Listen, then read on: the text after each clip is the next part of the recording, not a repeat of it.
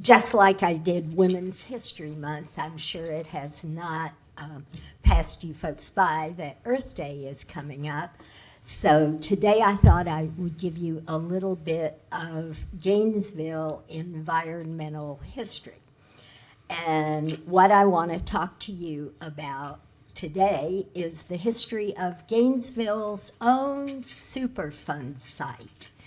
And if you don't know that designation, the EPA designated the top 150 toxic waste sites for remediation, and Gainesville has one. And I would like to tell you about it. The Beezer Cabot Coppers site, which now partially belongs to the city of Gainesville, comprises 140 acres of land in northwest Gainesville. It has been a site that has been involved in wood processing and treatment since the early 1900s. And during World War II, it produced a lot of pine tar and things that were used for the war effort. The chemicals that were used for that were kept in holding ponds that were simply held in place by earthen dikes. And when a group of people wanted to develop what is now the North Shopping Center at the corner of 23rd and Main, and I believe the year might have been 1968. It was before the Environmental Protection Agency even existed, when the city and the county balked. The people who wanted to develop the site simply hired somebody with a bulldozer who came in the dead of night, knocked the dikes down, and allowed 100 years of toxic chemicals to run off into the soil. And for that, they were fined $150 by the state, $1,500 by the state DEP. Okay.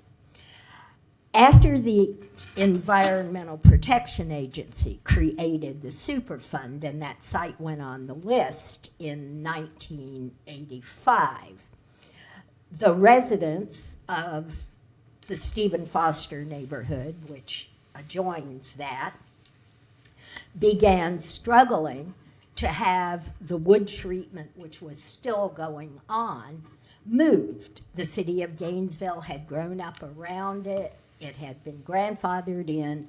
We all understood it, but the smell of creosote permeated our neighborhoods and filtered down on us. Ultimately, the EPA stepped in, and you guys know I like to mention names, so the big ally to the neighborhood here was Alachua County Pollution Control. There's a name. Any of you who know Gus Olmos, tell him I mentioned his name. He was our best ally in the neighborhood.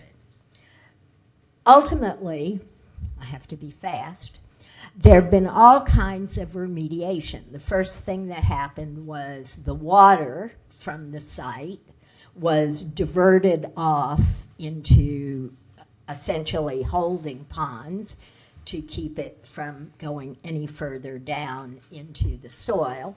There was a belief that we were protected by an impermeable clay layer, which turned out to be permeable.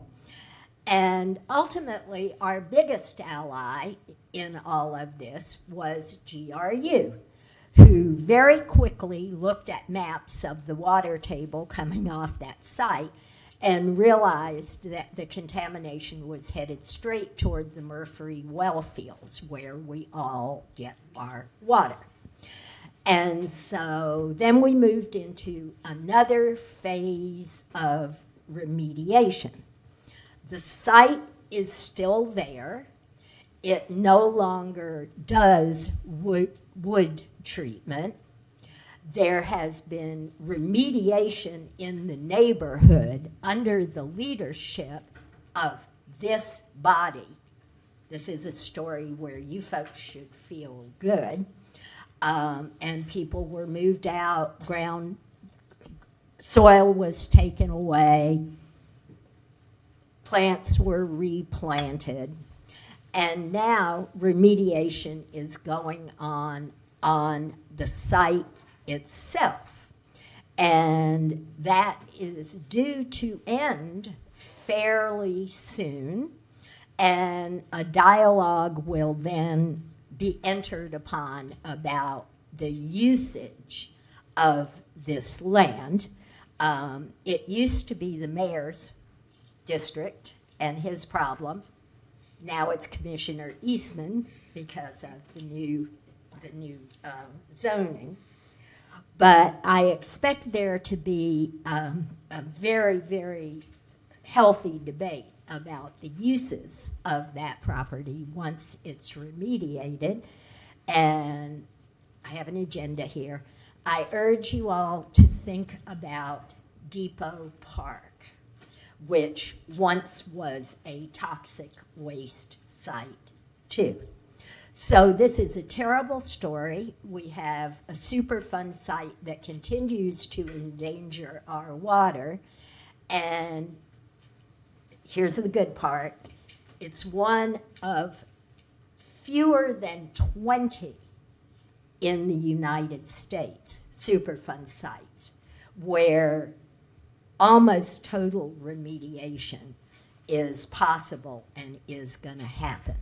It's because the City Commission, the County Commission, and the federal government made that so. So there's your history moment for Earth Day.